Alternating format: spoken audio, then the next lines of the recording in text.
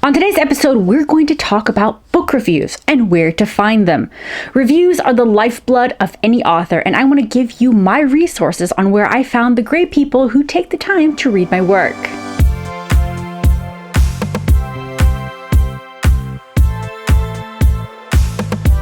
Hello, Liebelings. I'm Madi, science fiction and fantasy author who's been living in southern Germany since 2014. Today, we're going to talk about reviews. Every author needs them because they are one of the best ways to get more readers to even consider your work.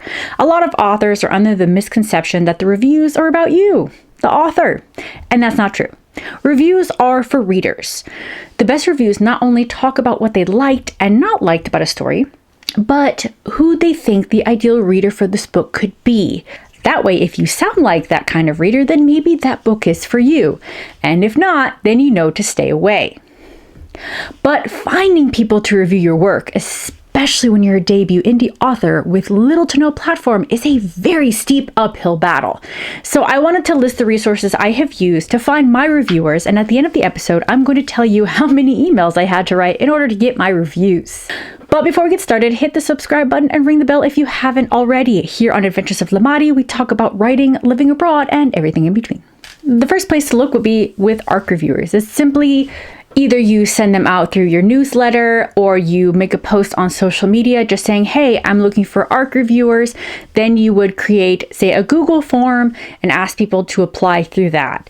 That is one of the easiest ways to get started. The next place I go is IndieView, which is a website. There are a list of reviewers. The list is very extensive, and you do have to go through each and every site to even make sure that the reviewers are actually in the process of reviewing and what their requirements are. I did an episode recently on how to approach influencers. I highly recommend you watch it to have an idea of specifically going through a website like IndieView, because each reviewer is going to have their own requirements if you want to apply. And if you don't even follow that, most of the time they won't even bother looking at your email. So you have to take a few minutes, and it's very time consuming. But IndieView is a great place all in one place. My next one is the book blogger list, which is very similar to the IndieView. It's just another website with a list of other bloggers that you can, and book reviewers that you can check out. Next, we have Facebook groups. There are Facebook groups out there that specifically cater to finding reviewers or book swaps. A lot of times that would then require that you also read that person's work. It's, like I said, this is if you're just starting out, sometimes you're gonna have to put in a little bit more of that work. But you can find a lot of great reviewers through Facebook groups. Next is Story Origin. I'm going to apologize if Roxy starts crying. Story Origin recently now requires you to pay, but up until at least while I was recording this video, it was still free. Allows you for newsletter swaps, and also allows you to have your book up for review. I have actually gotten quite a few reviews with them, which is great. So I do recommend checking out Story Origin, or then using BookFunnel. Now that you have to pay, you just have to choose which one, whether Story Origin or BookFunnel is best for you. There's also Booksprout, which is specific to ARC reviews. You can also check them out and upload your work. It will then go into circulation, and people can then choose to go ahead and check out your book. And you especially with the free version, you're only allowed up to 20 ARCs for a story. Honestly, if you're a debut author and you can get 20 people willing to read your book, that's a good number anyway. So, but like I said, if you're starting out and you don't have much of a platform, getting that number is going to be hard, but not impossible. Another place where I've gotten my reviews is through my Street Team.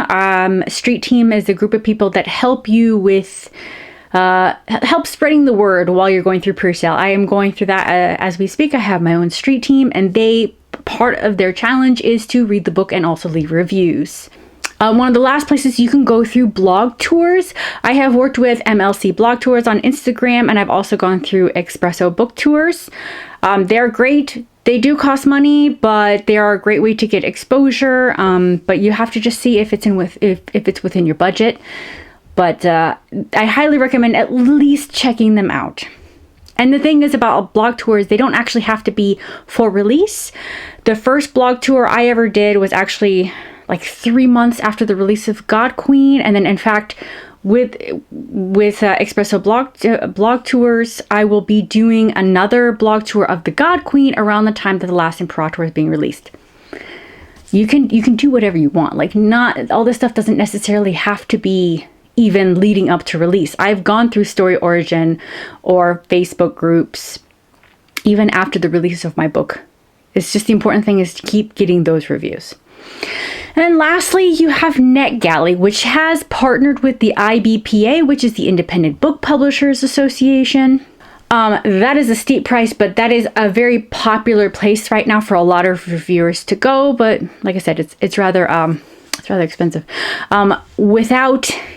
Without any partnership whatsoever, if you're going in alone, it'll cost you about $450 just for a 6-month standard title listing.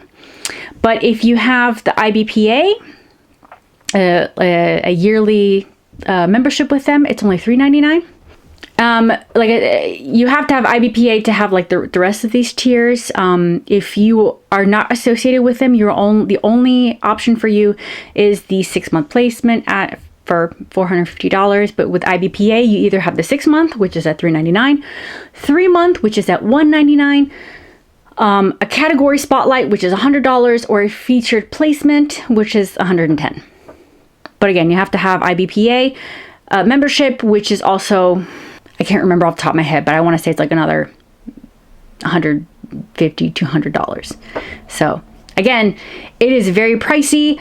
It's also not guaranteed that people are going to review your work. But it is, if you have the money for it, if you want to check it out, go for it.